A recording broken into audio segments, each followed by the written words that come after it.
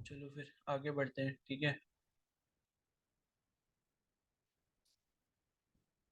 तो देखो ये CO3 2 नेगेटिव का स्ट्रक्चर इन्होंने बोला है कि भाई एक्सप्लेन करो, एग्जाम्पल में दिया हुआ है। ठीक है, तो इसे आप कैसे एक्सप्लेन कर सकते हो, ये इन्होंने बनाया है। तीन स्ट्रक्चर्स बनाए हैं इसके, तीन कैनोनिकल फॉर्म्स। ठीक है, तो ये रहा आपका सी, और फिर एक डबल बॉन्ड ओ ऊपर बन गया, और बाकी दो जो है सिंगल बॉन्ड ओ बने हैं, और उनके ऊपर एक एक नेगेटिव चार्ज है। ठीक है, तो एक स्ट्रक्चर तो ये हो गया, फिर एक आपका ये सेकंड वाला स्ट्रक्चर हो गया, और फिर आपका ये थर्ड वाला स्ट्रक्चर हो गया। तो आप यहाँ पर देख रहे होगे कि डबल बॉन्ड जो है वो रोटेट कर रहा है, पहले ऊपर वाले के साथ था, फिर लेफ्ट वाले के साथ हुआ, और फिर राइट वाले के साथ हो गया। ठीक है, बाकी सारी चीजें सेम। तो CO3 2 नेगेटिव ऐसे हो गया।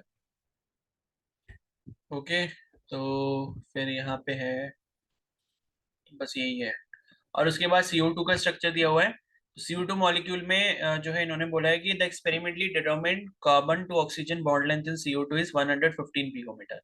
तो एक्सपेरिमेंट वाली 115 है, और बाकी जो नॉर्मल लेंथ होती है carbon to oxygen double bond की और carbon to oxygen triple bond की, वो आपकी 121 पिकोमीटर होती है। ठीक है, तो एक आपका इसमें क्या बनेगा, डबल बॉन्ड बनेगा, और एक आपका ट्रिपल बॉन्ड बनेगा।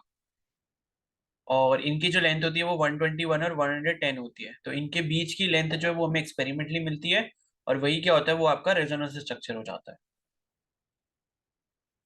ठीक है, तो ये इसका इन्होंने फिगर से एक्सप्लेन किया हुआ है, यहाँ पर आप देख सकते हो। तो ये मैंने गलत बना दिया था, CO2 ये ट्रिपल बॉन्ड आएगा एक इसमें। ठीक है, इसको हटा दे रहा हूँ मैं।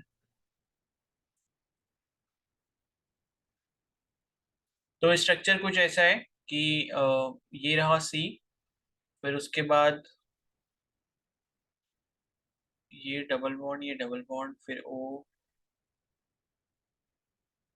अच्छा, तो एक तो इसमें ये डबल बॉन्ड बन रहा है ऐसे करके, और फिर जो है दूसरा जो स्ट्रक्चर बना है वो कुछ ऐसा बना है कि सी के बीच में एक तो ट्रिपल बॉन्ड है, और ओ के ऊपर क्या आ गया, पॉजिटिव चार्ज आ गया, क्योंकि ओ ने क्या दिया है, एक इलेक्ट्रॉन दिया है इसको, और कार्बन के साथ एक और बॉन्ड बन गया है।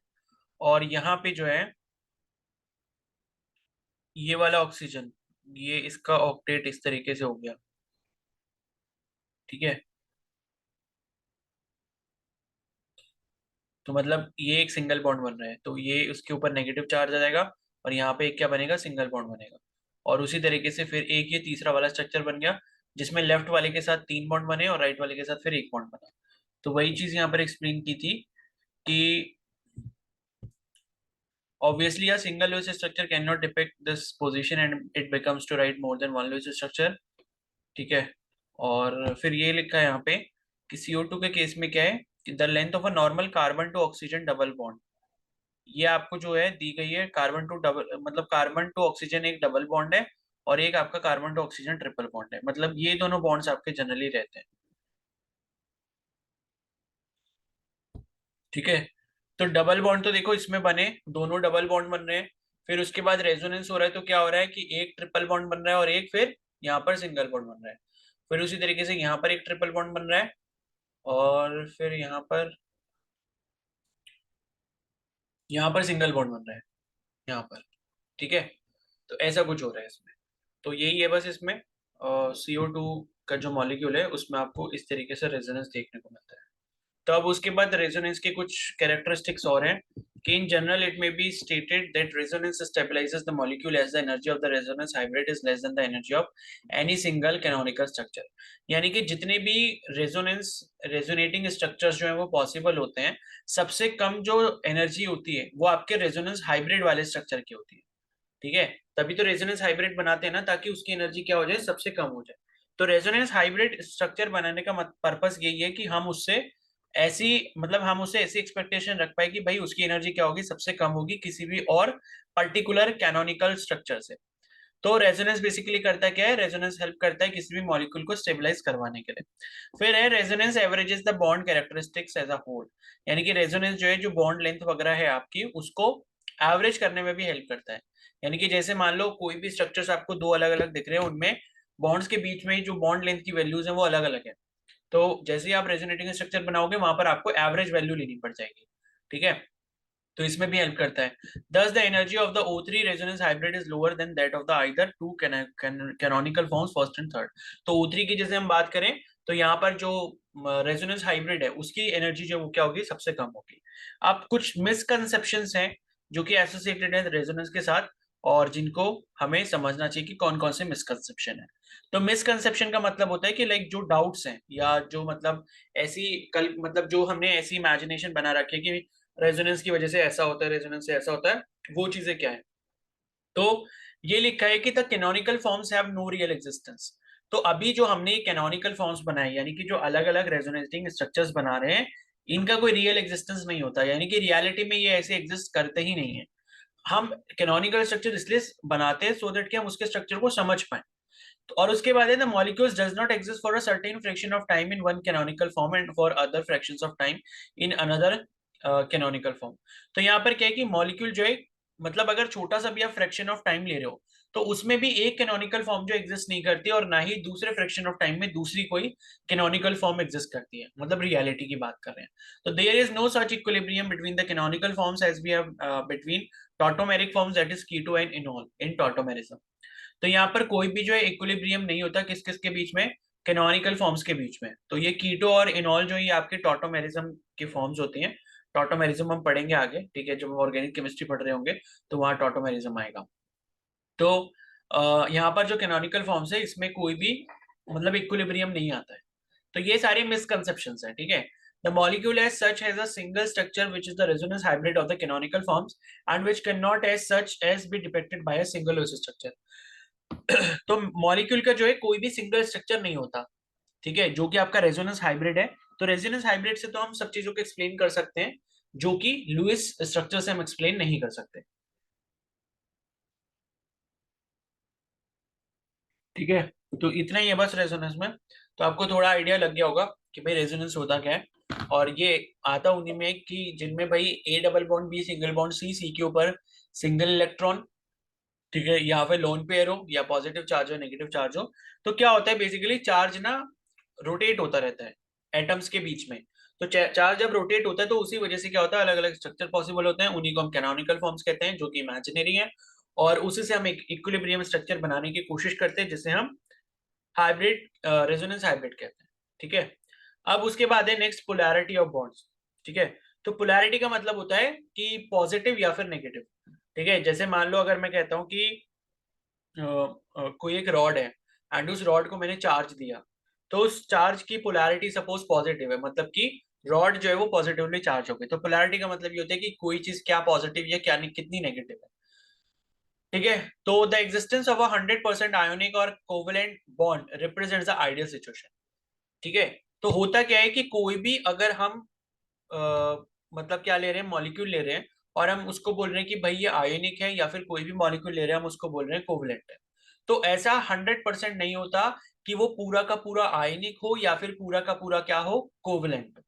अगर कोई आयनिक बॉन्ड होगा तो उसमें हमको कभी कभी कोवलेंट कैरेक्टर देखने को मिलता है।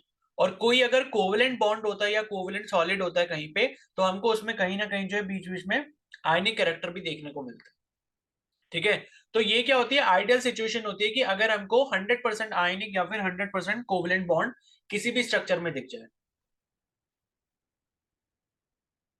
ठीक है। तो इन रियलिटी नो बॉन्ड और compound is either completely covalent और आयनिक। तो रियलिटी में होता क्या है कि कोई भी बॉन्ड या फिर कोई भी कंपाउंड जो है कंप्लीटली कोवलेंट या फिर कंप्लीटली आयनिक नहीं हो सकता। Even in case of covalent bond between two hydrogen atom there is some ionic character. तो अगर हम हाइड्रोजन की बात करें जो कि H2 मॉलिक्यूल होता है, ठीक है, H सिंगल बॉन्ड H। तो वैसे तो कहने को क्या ये कोवलेंट बॉन्ड है इन दोनों के बीच में, लेकिन इसमें भी कुछ ना कुछ क्या होता है, आयनिक कैरेक्टर होता है। When covalent bond is formed between two similar atoms, for example in H2O2 Cl2 N2F2, the shared pair of electron is equally attracted by the two atoms, ठीक है। तो क्या होता है कि जब हम यहाँ पर होमोएटॉमिक मॉलिक्यूल ले रहे हैं जैसे कि H2 हो गया O2 हो गया Cl2 N2F2, इसमें क्या होता है जो शेयर्ड पेयर ऑफ इलेक्ट्रॉन होता है वो इक्वली अट्रैक्टेड होता है दो एटम से। यानी कि अगर हम H2 ले रहे हैं या F2 ले रहे हैं सपोज, ठीक है, तो ये जो बॉन्ड बना है ये बॉन्ड इधर इस ये लेफ्ट वाले फ्लोरीन के मतलब इलेक्ट्रॉन्स को खींच रहा है, और ये वाला जो आपका फ्लोरीन है, मतलब ये वाला जो फ्लोरीन है वो दूसरे वाले ये जो फ्लोरीन है इसके इलेक्ट्रॉन को इधर बीच में खींच रहा है। तो इक्वली अट्रैक्ट किया जाता है दोनों एटम्स को किसी भी आपके ये वाले कोवलेंट बॉन्ड जहां पर बन रहा होता है सिमिलर एटम्स के बीच में, क्योंकि दोनों की ताकत सेम है, ये भी फ्लोरीन है और ये भी फ्लोरीन है। तो दोनों की जो इलेक्ट्रोनेगेटिविटी है या दोनों की जो टेंडेंसी है वो सेम है इलेक्ट्रॉन पेयर को अपनी तरफ खींचने की।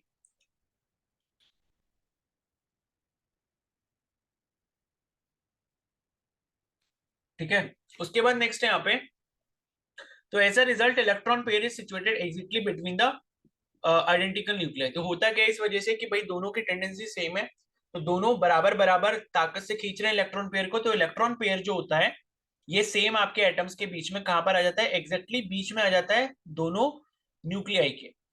The bond so formed is called non polar covalent bond. तो ऐसे टाइप के बॉन्ड को हम क्या कहते हैं, नॉन पोलर कोवलेंट बॉन्ड बोलते हैं। लेकिन तो यहां पर क्या है, यहां पर तो कोई भी पोलैरिटी डेवलप हुई नहीं, क्योंकि जो आपका इलेक्ट्रॉन पेयर जो बन रहा है जिसको खींचा जा रहा है दोनों से, दोनों एटम्स की वजह से वो बराबर ताकत से खींच रहे हैं, जिस वजह से क्या इलेक्ट्रॉन पेयर आपका ठीक बीच में आ जाता है।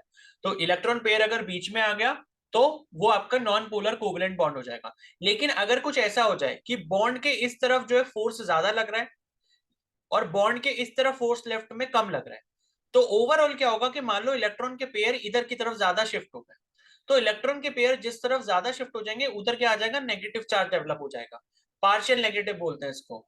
और जिसकी तरफ से इलेक्ट्रॉन गए हैं जो ज्यादा तेजी से नहीं खींच पाया, उसके ऊपर पार्शियल पॉजिटिव चार्ज डेवलप हो जाएगा। और किस में हो रहा है, ये कोवलेंट बॉन्ड के अंदर होता है। तो उसी को हम आगे ये पढ़ने वाले हैं, ठीक है। तो contrary to this in the case of a heteronuclear molecule, अगर हम हेट्रोन्यूक्लियर ले लेते हैं मॉलिक्यूल, जैसे कि HF हो गया, हाइड्रोजन फ्लोराइड हो गया, the shared electron pair between the two atoms get displaced more towards the fluorine since the electronegativity flow of fluorine is far greater than that of hydrogen। तो अगर हम HF का example लेते हैं, ठीक है, तो आपको पता है कि भाई फ्लोरीन क्या है, ज्यादा इलेक्ट्रोनेगेटिव है, बहुत ज्यादा इलेक्ट्रोनेगेटिव है एज कंपेयर टू हाइड्रोजन। तो यहाँ पर जो इलेक्ट्रॉन पेयर की शेयरिंग हुई है यहाँ पर इस बॉन्ड के अंदर, क्योंकि कोवलेंट बॉन्ड है, शेयरिंग से आपका क्या बना है, कोवलेंट बॉन्ड बना है। तो इसमें क्या होगा, फ्लोरीन इस बॉन्ड के अंदर से इलेक्ट्रॉन्स अपनी तरफ खींचने की कोशिश करेगा, और हाइड्रोजन के पास तो इतनी ताकत है नहीं, तो वो तो भाई आराम से देने की कोशिश करेगा उसे। तो क्या होगा, ये बॉन्ड के राइट साइड में यानी कि फ्लोरीन वाले साइड पे पार्शियल नेगेटिव चार्ज डेवलप हो जाएगा, और जिधर से इलेक्ट्रॉन गए हैं या रिलीज किए गए हैं वहां पर पार्शियल पॉजिटिव चार्ज डेवलप हो जाएगा। ठीक है, तो अब ये जो आपका बॉन्ड बना है यहाँ पे, इसे हम पोलर कोवलेंट बॉन्ड कहते हैं। ठीक है, the resultant covalent bond is a polar covalent bond. तो as a result of polarization the molecule possesses the dipole moment, और इसी पार्शियल पॉजिटिव और पार्शियल नेगेटिव चार्जेस की वजह से क्या प्रेजेंट हो जाता है, डायपोल मोमेंट। ठीक है, डायपोल मोमेंट आप फिजिक्स में भी पढ़ोगे। तो डायपोल मोमेंट का मतलब होता है कि जब आपके पास इक्वल एंड ऑपोजिट चार्जेस होते हैं, ठीक है, इक्वल एंड ऑपोजिट चार्जेस होते हैं, उनके बीच में कुछ ना कुछ डिस्टेंस होता है, तो वहां पर क्या होता है, डायपोल मोमेंट जैसी क्वांटिटी होती है। तो डायपोल मोमेंट अगर हम फिजिक्स की लैंग्वेज में कहें तो ये होता है आपका P is equal to q into two r. Two r जहां पर क्या होता है, दोनों चार्जेस के बीच में डिस्टेंस, और क्यू क्या होता है, चार्ज का मैग्नीट्यूड होता है, और ये पी क्या होता है, आपका डायपोल मोमेंट होता है। ठीक है, तो उसी तरीके का डायपोल मोमेंट जो है आपका किस में डेवलप हो जाता है, एक मॉलिक्यूल में डेवलप हो जाता है। तो which can be defined as the product of the magnitude of the charge and the distance between the center of positive and negative charge, मतलब उन दोनों के बीच का डिस्टेंस। ठीक है, तो it is usually designated by a Greek letter mu, mu से इसको डिनोट करते हैं। Mathematically it is expressed as follows, dipole moment is equal to charge into distance of separation, q into 2r, जो मैं आपको बोल रहा था वही है। तो dipole moment is usually expressed in debye units, ये इंपॉर्टेंट है यूनिट, ये पहले एग्जाम में पूछी भी गई है कि जो डायपोल मोमेंट है आपका केमिस्ट्री वाला, ये कौन सी यूनिट में मेजर किया जाता है, तो डिबाई यूनिट में मेजर किया जाता है। ठीक है, और ये जो डिबाई यूनिट होती है, ये होता है 1 debye is equal to 3.33564 into 10 की पावर -30 कूलाम मीटर। अब एक चीज ध्यान ये रखना कि मतलब डिबाई जो है वो आपकी क्या है, ऐसा यूनिट नहीं होती। 1 debye is equal to this much coulomb metre होता है, कुलाम मीटर जो है वो इसकी क्या होगी, डायपोल मोमेंट की ऐसा यूनिट होगी, बिकॉज डायपोल मोमेंट के चार्ज इनटू डिस्टेंस है, तो चार्ज की यूनिट कुलाम होती है और डिस्टेंस की क्या होती है, मीटर होती है। तो कुलाम मीटर ऐसा यूनिट होती है, लेकिन ये जो डिबाई है ये आपका ऐसा यूनिट नहीं है। तो डिबाई जो है वो आपका 3.33 इंटू 10 की पावर -30 कुलाम मीटर के बराबर होता है।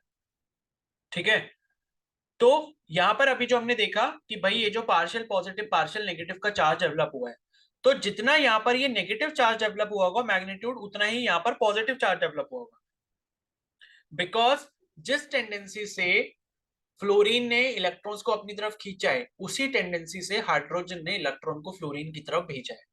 तो पॉजिटिव चार्ज का मैग्नीट्यूड जो है वो आपका नेगेटिव चार्ज के मैग्नीट्यूड के बराबर होता है। ठीक है, और इसी चार्ज के मैग्नीट्यूड को अगर आप मल्टीप्लाई कर देते हो बॉन्ड्स के बीच में जो डिस्टेंस है या न्यूक्लियस के बीच में जो डिस्टेंस है, तो आपको क्या मिल जाता है? डायपोल मोमेंट मिल जाता है। और इसकी यूनिट क्या है? डिबाई है। फिर है further dipole moment is a vector quantity, तो ये भी आपको ध्यान रखना है, वेक्टर क्वांटिटी होती है। And by convention it is depicted by a small arrow with tail on the negative centre and head pointing towards a positive centre. तो ये क्या है कि मतलब आपका जो मतलब इसमें ये क्या होता है, स्मॉल एरो से हम इसको रिप्रेजेंट करते हैं, और इसकी जो टेल होती है वो आपकी नेगेटिव सेंटर पे होती है। ठीक है, and head pointing towards the positive centre. तो but in chemistry presence of dipole moment is represented by the crossed arrow. यहाँ पर हम क्रॉस्ड एरो से दिखाते हैं केमिस्ट्री के केस में, अदरवाइज फिजिक्स में जब हम यूज करते हैं तो वैसे करते हैं। तो cross arrow put on Lewis structure of this molecule, the cross is on positive end and arrow head is on the negative end. तो यहाँ पर इसका जस्ट ऑपोजिट हो जाता है। ठीक है, जैसे आप अभी ऊपर देख रहे थे कि टेल जो है वो आपका नेगेटिव सेंटर पे रहता है, लेकिन यहाँ पर जो आपका क्रॉस हेड है, यानी कि जो टेल वाला पार्ट है, वो आपका पॉजिटिव वाली साइड पे रहता है। तो ये आप एग्जाम्पल देख भी रहे होगे, ये वाला एग्जाम्पल। ठीक है, एच और एफ के बीच में इन्होंने दिखाया हुआ है। तो ये जो एरो है वो फ्लोरीन की तरफ है। फ्लोरीन की तरफ एरो का मतलब ये है कि फ्लोरीन अपनी तरफ इलेक्ट्रॉन को खींच रहा है, कहने का मतलब ये है। तो this arrow symbolizes the direction of the shift of electron density in the molecule. Note that the direction of crossed arrow is opposite to that conventional direction of dipole moment vector. मतलब chemistry में जो पढ़ते हैं हम इसकी direction के बारे में, वो उसका जस्ट ऑपोजिट होता है जो हम कन्वेंशनल डायरेक्शन लेते हैं किसी भी डायपोल मोमेंट वेक्टर की। ठीक है, तो ये जो है आपको ध्यान रखना है। अब इन केस ऑफ पॉलीएटॉमिक मॉलिक्यूल, अगर मान लो एक से ज्यादा जिसमें एटम होंगे, पॉलीएटॉमिक का मतलब ये कि जैसे ये तो आपका डायटॉमिक था जो आपका एच एफ वाला था, लेकिन इससे ज्यादा होते हैं, मतलब 3 एटम होते हैं, 3 से ज्यादा हो गए, तो उन वाले मॉलिक्यूल में क्या होगा कि dipole moment not only depend upon the individual dipole moment of bond known as bond dipole, but also on the special arrangement of various bonds in the molecule. तो ये जो आपका डायपोल मोमेंट होता है, ये सिर्फ और सिर्फ जो है मतलब बॉन्ड के डायपोल पे डिपेंड नहीं करता। ठीक है, does not depend only upon the individual dipole moment of bond known as the bond dipole. तो सिर्फ और सिर्फ बॉन्ड डायपोल पे डिपेंड नहीं करता, बल्कि स्पेशियल अरेंजमेंट पे भी डिपेंड करता है वेरियस बॉन्ड्स के, यानी कि जो बॉन्ड्स आपके अरेंज है वो किस मैनर पे अरेंज है, किस एंगल पे अरेंज है, उस पर भी डिपेंड करता है ओवरऑल जो आपका डायपोल मोमेंट होता है। तो ये जो है ये एक इंपॉर्टेंट पॉइंट है। तो ये आपसे क्वेश्चन पूछ सकते हैं कि पॉलीएटॉमिक के केस में जो डायपोल मूवमेंट होता है वो किस किस चीज पर डिपेंड करता है। तो पहला तो बॉन्ड डायपोल पे, ठीक है, और उसके साथ साथ जो स्पैटियल अरेंजमेंट होता है आपका सारे बॉन्ड्स का, उसके उस पर डिपेंड करता है। फिर नेक्स्ट है in such case the dipole movement of a molecule is the vector sum of the dipole movement of various bond. ठीक है, तो उस केस में क्या होता है, जो डायपोल मूवमेंट होता है मॉलिक्यूल का, वो आपका क्या होता है, वेक्टर सम होता है डायपोल मूवमेंट्स का। जो अलग अलग बॉन्ड्स का आपका डायपोल मूवमेंट है उसका वेक्टर सम होता है। तो for example in H2O molecule which is a bent structure, the two OH bonds are oriented at an angle of 104.5 degree. ठीक है, तो H2 मॉलिक्यूल के केस में दो OH बॉन्ड होते हैं जो कि आपके 104.5 डिग्री पर इंक्लाइंड होते हैं। तो नेट डायपोल मूवमेंट यहाँ पर जो होता है वो 6.17 इंटू 10⁻30 कूलम होता है। ठीक है, और ये आपको डिबाई की यूनिट लिख कर दी इन्होंने, is the resultant of the dipole moment of two H bond. तो यहाँ पर इसका मतलब क्या है, इसको अगर आप समझोगे तो ये मान लो H है और ये O है और ये वापस से H है, तो HOH ऐसे करके बना है। तो ऑक्सीजन आपको पता है ज्यादा इलेक्ट्रोनेगेटिव है, तो डायपोल मूवमेंट की जो डायरेक्शन है वो इधर की तरफ होगी, और इसी तरीके से ये वाले हाइड्रोजन की भी यहाँ पर इस तरीके से होगी। ठीक है, तो एरो उधर ही आता है जिधर इलेक्ट्रोनेगेटिविटी ज्यादा होती है, जिधर इलेक्ट्रॉन का पेयर खींचा जा रहा होता है। तो इसका जो नेट डायपोल मोमेंट होगा, अब नेट डायपोल मोमेंट का मतलब है कि भाई वेक्टर्स के बारे में आपने पढ़ा है, तो जो आपके डायपोल मोमेंट है वो क्या, वेक्टर क्वांटिटी है। तो एक वेक्टर अगर ऐसे बन रहा है, एक वेक्टर अगर ऐसे बन रहा है, तो इनका जो रिजल्टेंट है वो ऐसे बनेगा, कहने का मतलब ये है। ठीक है, जैसे मान लो आपके पास एक मास है और उस मास पे आप एक फोर्स इधर से लगा रहे हो और एक फोर्स आप इधर से लगा रहे हो, तो नेट जो इनका रिजल्टेंट होगा वो किधर होगा, इधर की तरफ होगा। तो ये चीज तो आपको पता ही है, फिजिक्स का कॉन्सेप्ट है। ठीक है, तो इनके बीच में जो भी थीटा एंगल होगा उसके अकॉर्डिंग जब आप रिजल्टेंट निकालोगे तो वो आगे की तरफ डिपेंड कर रहा होगा। तो वही केस जो है वो इन्होंने यहाँ पर बता दिया कि ओवरऑल जो डायपोल मूवमेंट की डायरेक्शन है वो कहाँ होगी, आगे की तरफ होगी, रिजल्टेंट डायपोल मूवमेंट। ठीक है, तो ये लिखा है इन्होंने कि नेट डायपोल मोमेंट जो है वो आपका कितना है 1.85 डी के बराबर है, डिवाई के बराबर है, या फिर आप बोल सकते हो 6.17 इंटू 10⁻³ कूलम मीटर। तो डायपोल मोमेंट अब अगर हम बी एफ टू का देखें तो वो जीरो हो जाता है। अब बी एफ टू का जीरो क्यों हो रहा है? बिकॉज बी एफ टू का स्ट्रक्चर कुछ ऐसा होगा, ठीक है, लीनियर स्ट्रक्चर भी बोलते हैं इसको। तो बी यानी कि बेरिलियम बीच में, फ्लोरीन दोनों तरफ है, तो दोनों फ्लोरीन जो है बेरिलियम से इलेक्ट्रॉन खींचने की कोशिश कर रहे हैं। तो लेफ्ट वाला फ्लोरीन जो है जितनी ताकत लगा रहा है बेरिलियम से इलेक्ट्रॉन खींचने की, उतना ही राइट वाला फ्लोरीन ताकत लगा रहा है बेरिलियम से इलेक्ट्रॉन खींचने की। तो ओवरऑल यहाँ पर नेट इफेक्ट जो है वो डायपोल मोमेंट का क्या हो गया? जीरो हो गया। बिकॉज दोनों तरफ से अगर आप इक्वल एंड अपोजिट फोर्सेस लगा रहे हो तो क्या हो जाता है? जीरो हो जाता है। और वैसे भी अगर आप देखो, आपने ये पढ़ा है कि भाई दो वेक्टर अगर ऑपोजिट डायरेक्शन में होते हैं और उनके बीच में मान लो अगर एंगल कितना होता है 180 डिग्री होता है, यानी कि एंटी पैरेलल होते हैं, तो रिजल्टेंट क्या होता है भाई? जीरो हो जाता है। ठीक है, तो ये तो आपको पता ही है। और रिजल्टेंट जीरो कब होगा? मतलब जब ये दोनों सेम है। अगर ये एफ फोर्स है, ये एफ फोर्स है, और दोनों के बीच में 180 डिग्री एंगल है, एंटी पैरेलल है दोनों, तो क्या होगा? जीरो हो जाएगा। या आप ऐसे भी समझ सकते हो कि भाई कोई रस्सी है, उस रस्सी को जितनी ताकत से आप एक तरफ से खींच रहे हो, दूसरी तरफ से कोई और बंदा उसको उतनी ताकत से खींच रहा है, तो नेट रिजल्टेंट कितना हो जाएगा? जीरो हो जाएगा उस रस्सी के ऊपर। तो कहने का मतलब वही है। ठीक है, तो इस वजह से बी एफ टू का क्या हो गया यहाँ पर? जीरो के बराबर हो गया। अब उसके बाद यहाँ पर एक टेट्राटॉमिक मॉलिक्यूल लिया है। तो in tetratomic molecule for example in BF3, ठीक है, बोरॉन ट्राइफ्लोराइड, तो dipole moment is zero although the BF bonds are oriented at an angle of 120 degree to one another. तो यहाँ पर जीरो कैसे हो रहा है? यहाँ पर जीरो बेसिकली ऐसे होता है कि ये मान लो आपका बोरॉन है, एंड उसके बाद ये मान लो एक फ्लोरीन है, ये एक फ्लोरीन है, और यहाँ पर एक ये फ्लोरीन है। तो ये वाला फ्लोरीन क्या करेगा? फ्लोरीन तो भाई मोस्ट इलेक्ट्रोनेगेटिव है, तो फ्लोरीन की तरफ इलेक्ट्रॉन खींचे जाएंगे। तो इसने ऐसे करके इलेक्ट्रॉन खींचे, ठीक है, और इसने जो है ऐसे करके इलेक्ट्रॉन खींचे, और इसने ऐसे करके इलेक्ट्रॉन खींचे, खींच लिए। अब क्या है कि ये जो आपके राइट साइड वाले जो तो वो फ्लोरीन है, यानी कि ये वाला फ्लोरीन और ये वाला फ्लोरीन, इनके डायपोल मोमेंट इस तरीके से है, तो इनका जो नेट होगा, इनका नेट जो होगा वो इधर की तरफ होगा, इन दोनों का रिजल्ट। और इन दोनों का जो रिजल्टेंट आएगा वो इस वाले रिजल्टेंट के बराबर होगा, लेफ्ट वाले के। यानी कि राइट में जो रिजल्टेंट आ रहा है वो आपके लेफ्ट वाले रिजल्टेंट के बराबर होगा, जिस वजह से यहाँ पर ये क्या कर देते हैं, आपस में तीनों कैंसिल हो जाते हैं। तो यहाँ पर इस वजह से क्या होगा? BF3 में आपका जो नेट डायपोल मोमेंट है वो क्या हो गया? जीरो के बराबर हो गया। ठीक है, तो ये इसमें दिखाया भी हुआ है कि आपने क्या करा, 2F का निकाला तो वो इधर की तरफ आ जाएगा, ये इधर की तरफ आ गया, और लेफ्ट साइड में भी आपका उतना ही दिया है, तो दोनों एक दूसरे को क्या कर देंगे? कैंसिल कर देंगे। ठीक है, तो रिजल्टेंट यहाँ पर जो हो गया BF3 के केस में कैंसिल हो गया। अब उसके बाद यहाँ पर कुछ और मॉलिक्यूल के बारे में बताया, जैसे कि NH3 और NF3। ठीक है, NH3 अमोनिया हो गया, NF3 नाइट्रोजन ट्राइफ्लोराइड हो गया। तो both the molecules have pyramidal shape. अब ये शेप के बारे में आगे पढ़ेंगे, पिरामिडल शेप क्या होता है। तो पिरामिडल शेप होती है इनकी, और इनके पास एक लोन पेयर ऑफ इलेक्ट्रॉन भी होता है नाइट्रोजन एटम के ऊपर। ठीक है, तो although fluorine is more electronegative than nitrogen, the resultant dipole moment of NH3 is greater than that of NF3। ठीक है, तो नाइट्रोजन मतलब फ्लोरीन जो है वो फ्लोरीन के आपका ज्यादा इलेक्ट्रोनेगेटिव है, तो यहाँ पर क्या है कि NF3 में आपका ज्यादा होना चाहिए था क्या? Dipole moment. बिकॉज फ्लोरीन क्या कर रहा है? ज्यादा खींचेगा। ठीक है, जब आप इनका स्ट्रक्चर बनाओगे तो लाइक इनका स्ट्रक्चर कैसा बनेगा? ऐसा बनेगा। अगर लाइक ये आप बना रहे हो, ठीक है, ये NF3 हो गया, और इसी तरीके से यहाँ पर क्या हो गया? NH3 हो गया। तो NF3 NH3 लगभग लगभग ऐसे आपके मॉलिक्यूल्स होंगे। तो कहना ये चाह रहे हैं, और इनके ऊपर क्या होगा? एक एक लोन पेयर होगा। तो ये कहना ये चाह रहे हैं कि भाई फ्लोरीन के पास क्या ज्यादा ताकत है इलेक्ट्रॉन अपनी तरफ खींचने की, क्योंकि फ्लोरीन क्या है? मोस्ट इलेक्ट्रोनेगेटिव है। तो हाइड्रोजन के कंपैरिजन में फ्लोरीन क्या करेगा? ज्यादा अच्छे से इलेक्ट्रॉन खींचेगा। यानी कि डायपोल मोमेंट इसका इधर की तरफ होगा, इसका इधर की तरफ होगा, और इसका जो है इधर की तरफ होगा ऐसे। और यहाँ पर क्या होगा? मतलब यहाँ पर हाइड्रोजन के केस में, मतलब हाइड्रोजन और नाइट्रोजन में कौन ज्यादा इलेक्ट्रोनेगेटिव है? नाइट्रोजन है।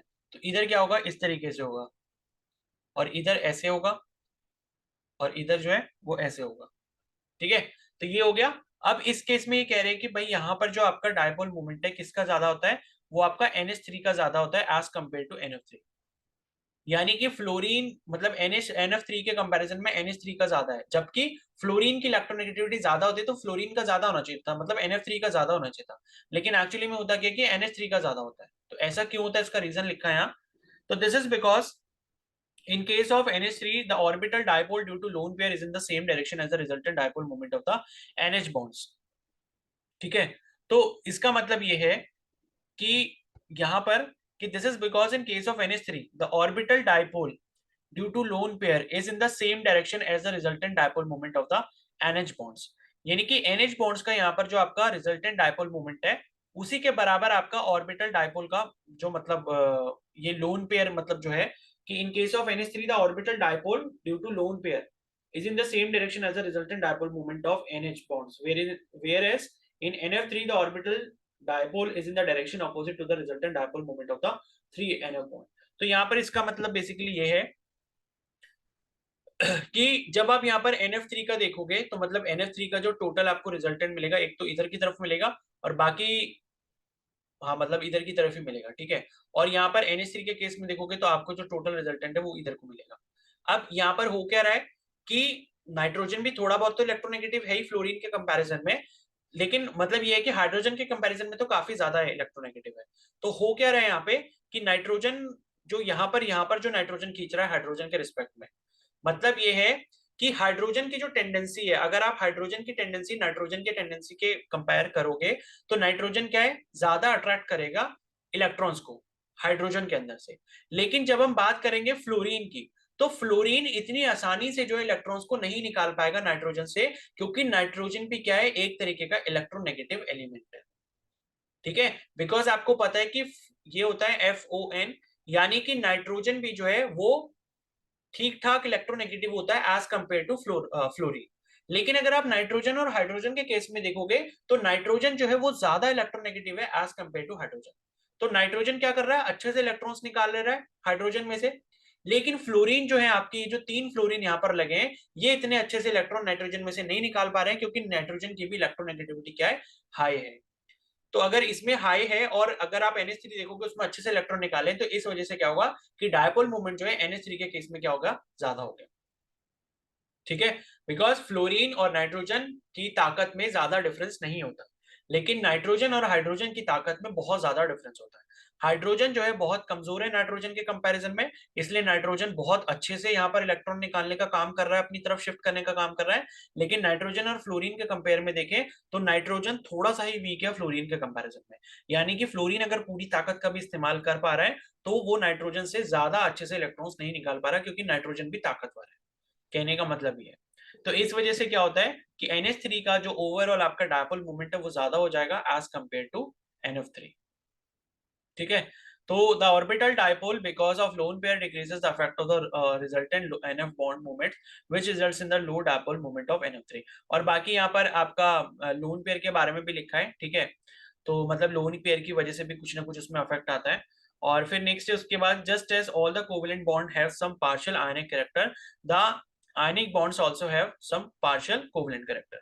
तो जैसे अभी हमने देखा कि भाई जो कोवेलेंट बॉन्ड्स होते हैं उनमें कुछ पार्शियल आयनिक कैरेक्टर होता है जिसकी वजह से वो क्या बन जाते हैं पोलर कोवेलेंट बॉन्ड बन जाते हैं। तो उसी तरीके से आयनिक बॉन्ड जो होते हैं उसमें भी कुछ ना कुछ पार्शियल कोवेलेंट कैरेक्टर होता है, ठीक है। तो ये पार्शियल कोवेलेंट कैरेक्टर होता है। The partial covalent character of ionic bond was discussed bye Fajans in terms of the following rule, ठीक है। तो फजांस ने जो है वो पहली बार इसको डिस्कस करा था, ठीक है। तो कैसे डिस्कस किया था इसके कुछ पॉइंट्स है। पहला है the smaller the size of the cation and the larger the size of the anion the greater the covalent character of an ionic bond. यानी कि कोई कैटायन जो है मान लो कोई पॉजिटिव चार्ज है वो पॉजिटिव चार्ज छोटा है और वहां पर जो नेगेटिव चार्ज है वो नेगेटिव चार्ज बड़ा है, ठीक है। पॉजिटिव चार्ज जितना छोटा नेगेटिव चार्ज जितना बड़ा उतना ज्यादा जो कोवेलेंट कैरेक्टर होगा वो आपका ज्यादा होगा, ठीक है। तो मतलब आप इसको क्या बोल सकते हो फजान्स रूल बोल सकते हो उसको कि फजान ने कुछ ऐसे रूल्स बताए या अपनी एक्सपेरिमेंट के बेसिस पे ऑब्जर्वेशन बताई कि आयनिक बॉन्ड के अंदर जो कोवेलेंट कैरेक्टर होता है उसको कैसे आप डिफाइन कर सकते हो, ठीक है। उसके बाद दूसरी चीज यहाँ पर दी है कि the greater the charge on the cation the greater the covalent character of the ionic bond. यानी कि यहाँ पर पॉजिटिव चार्ज की वैल्यू जितनी ज्यादा उतना ज्यादा यहाँ पर क्या होगा कोवेलेंट कैरेक्टर होगा। तो दूसरा पॉइंट तो ये है, ठीक है। और उसके बाद तीसरा पॉइंट यहाँ पर ये लिखा है कि for cations of the same size and charge the one with electronic configuration n-1 d to the power n ns0 typical of transition metal is more polarizing than the one with a noble gas configuration NS2NP6.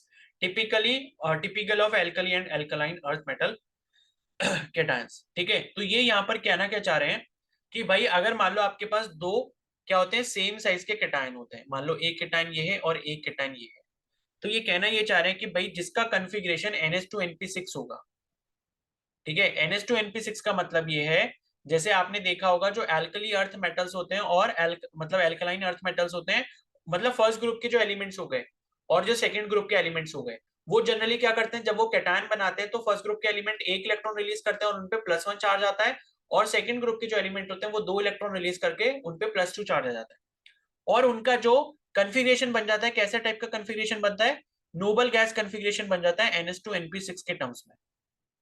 ठीक है, तो जिनका ये बन जाता है, और दूसरे टाइप के वो एलिमेंट्स हो गए जिनका कन्फिग्रेशन ये बनेगा n-1 D⁻n ns0, और ये कन्फिग्रेशन होता है आपका ट्रांजिशन मेटल्स का, यानी कि ग्रुप डी वालों का। ठीक है, तो इस केस में यहां पर क्या होगा कि for cations of the same size and charge the one with electronic configuration this typical of transition metals is more polarising than the one with the noble gas configuration, यानी कि जिसमें भी ये वाला होगा, जिसमें ये वाला आपका रहेगा, मतलब जिसमें कोई भी ट्रांजिशन मेटल रहेगा, ठीक है, तो उसकी पोलराइजिंग पावर ज्यादा होगी। पोलराइजिंग पावर मतलब क्या है कि वही इलेक्ट्रॉन को लाइक अपनी तरफ शिफ्ट करने की, इलेक्ट्रॉन को अपनी तरफ से दूर करने की, वो चीज जो पोलराइजिंग पावर ज्यादा होगी। इसका मतलब ये है कि भाई उसमें जो कोवेलेंट कैरेक्टर है वो आपका क्या होगा, ज्यादा होगा। ठीक है, तो कोवेलेंट कैरेक्टर इसमें क्या होगा, ज्यादा होगा। ठीक है, तो for cations of the same size and charge the one with electronic configuration n-1 this one, और उसके बाद typical of transition metal is more polarising than the one with the noble gas configuration NS2NP6 typical of alkali and alkaline earth metal cations. ठीक है, the cation polarizes the anion pulling the electron charge toward itself and thereby increasing the electronic charge between the two. This is precisely what happens in a covalent bond, that is build up of electron charge density between the nuclei. तो क्या होगा, polarising power ज्यादा होने का मतलब है कि जितना ज्यादा यहाँ पर क्या होगा पोलराइजिंग पावर होगी, उतना ज्यादा कैटायन क्या करेगा, पोलराइज करेगा एनायन को, और इलेक्ट्रॉन चार्ज जो है वो अपनी तरफ खींच लेगा, और उसके बाद इलेक्ट्रॉनिक चार्ज जो है वो दोनों के बीच में क्या कर देगा, बढ़ा देगा। यानी कि अपनी तरफ अगर उसने खींच लिया तो अपनी तरफ से नेगेटिव चार्ज बढ़ा दे, दूसरी तरफ पॉजिटिव चार्ज बढ़ जाएगा। तो this is precisely what happens in a covalent bond, that is buildup of electron charge density between the nuclei. The polarizing power of the cation, the polarizability of the anion, and the extent of distortion, that is polarization of anion, are the factors which determine percent covalent character of the ionic bond. ठीक है, तो ये जो आपका covalent character किस किस बात पर डिपेंड कर रहा है, पहला तो ये कि पोलराइजिंग पावर कैटायन की कितनी है, वो हमें पता चल गया किस कैसे किस पर डिपेंड करती है पोलराइजिंग पावर। ठीक है, मतलब जिसका नोबल गैस कॉन्फ़िगरेशन ना बन रहा हो, जैसे कि डी और मतलब डी ब्लॉक के एलिमेंट्स जो हो गए ट्रांजिशन मेटल, तो उनकी पोलराइजिंग पावर काफी अच्छी होती है। तो पोलराइजिंग पावर जितनी ज्यादा अच्छी होगी, एनायन की पोलराइजेबिलिटी जितनी ज्यादा अच्छी होगी, एनायन की पोलराइजेबिलिटी का मतलब है कि एनायन कैटायन की वजह से पोलराइज कितना ज्यादा हो रहा है, वो जो प्रॉपर्टी है उसे हम पोलराइजेबिलिटी ऑफ एनायन कहेंगे। और तीसरा चीज है एक्सटेंट ऑफ डिस्टॉर्शन, यानी कि एनायन जो है वो आपका जो कैटायन को मतलब पोलराइज कर रहा है, उसके बाद वो डिस्टॉर्शन कितना लेके आ रहा है, मतलब उनके इलेक्ट्रॉन क्लाउड में कितना चेंज लेके आ रहा है। तो ये कुछ फैक्टर्स हैं जो आपके कोवेलेंट कैरेक्टर को डिटरमाइन करते हैं किसमें, आयनिक बॉन्ड में। तो ये जो है ये जितने भी पॉइंट्स मैंने आपको बताए, एक पहला पॉइंट ये हो गया, दूसरा पॉइंट ये वाला हो गया, और तीसरा एक्सटेंट ऑफ डिस्टॉर्शन। तो ये जो है ये बहुत इंपॉर्टेंट है, इस पर क्वेश्चन भी आपको मिल सकता है। ठीक है, और बाकी जो मैंने आपको ऊपर 3 पॉइंट्स बताए, एक ये वाला, एक ये वाला और एक ये वाला, ये भी इंपॉर्टेंट है। ठीक है, तो आप इसको फजांस रूल के नाम से याद कर सकते हो। ठीक है, तो ये जो मैंने आपको बताया ये क्या था, फजांस रूल।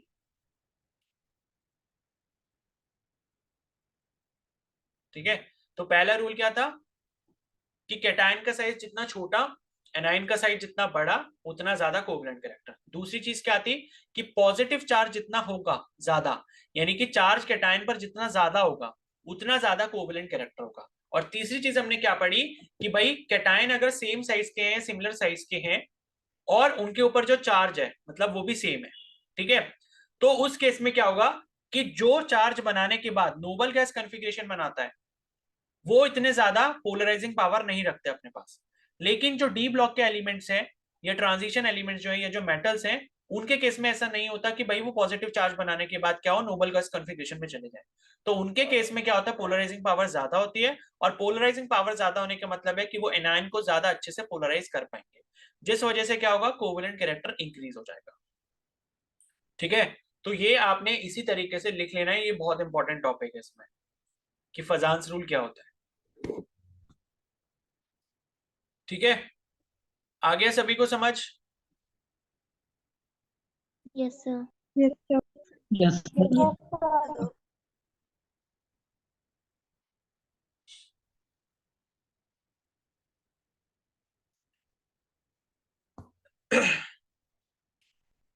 किसी को कोई डाउट है तो पूछ लो।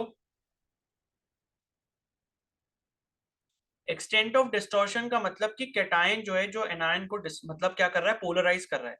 तो पोलराइज करने का मतलब है कि कैटायन एनायन को अपनी तरफ कितना खींचेगा, और अपनी तरफ खींचने का मतलब है कि जो उसका शेप है वो डिस्टॉर्ट हो जाएगा, यानी कि चेंज हो जाएगा।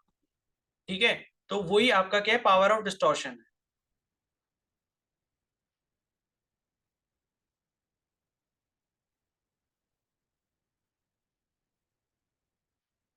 ठीक है, तो अभी हो रहा है 7:05, और आपका जो टेस्ट है वो 7:15 से होगा अभी। ठीक है, तो 7:15 से टेस्ट देने के लिए आप लोग रेडी रहो। एंड कल जो है क्लास नहीं होगी, ठीक है, क्योंकि कल मेरा एग्जाम है, तो कल जो है क्लास नहीं होगी। उसके बाद हम सीधे जो मिलेंगे वो मंडे को मिलेंगे मॉर्निंग में। ठीक है, और बाकी जो है मैं आपको क्वेश्चंस की वर्कशीट भेजूंगा, फिजिक्स और केमिस्ट्री दोनों के भेजूंगा। जितना हमने अभी तक पढ़ लिया है उतने के क्वेश्चंस आपको सॉल्व करके कल रख लेंगे। तो कल आपका एक तो वो होमवर्क हो जाएगा, कल टेस्ट भी नहीं है। ठीक है, बिकॉज शाम को ही मतलब मेरा पेपर है, दोपहर से शाम तक तो मैं टेस्ट नहीं करवा पाऊंगा, तो कल टेस्ट नहीं है, नो टेस्ट टुमारो। ठीक है, मैं आपको वर्कशीट दूंगा, बस आप कल वो सॉल्व करोगे, और बाकी जिसका बैकलॉग है वो अपना बैकलॉग खत्म करेगा। ठीक है, फिर परसों सुबह अपने वही टाइमिंग पे मिलेंगे। ओके, अभी 7:15 से सभी लोग टेस्ट दे दो। ठीक है, okay then, take care everyone, bye, happy Sunday.